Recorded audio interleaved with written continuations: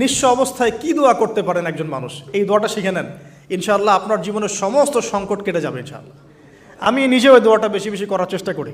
দোয়াটা হচ্ছে রব্বি ইন্নি লিমা আনজালতা ইলাইয়া মিন খায়রিন ফাকির।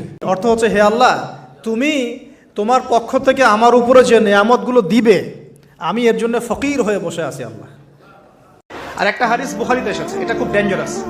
সেটা হচ্ছে নবী সাল্লাল্লাহু আলাইহি ওয়াসাল্লাম হাউজে কাউসারের পানি নিয়ে দাঁড়িয়ে থাকবেন, উম্মতের সবাই সেখানে গিয়ে জড়ো হবে, নবীজি তাদেরকে চিনতে পারবেন। কিভাবে চিনবেন? আমাদের ওযুর অঙ্গগুলো চকচক করতে থাকবে।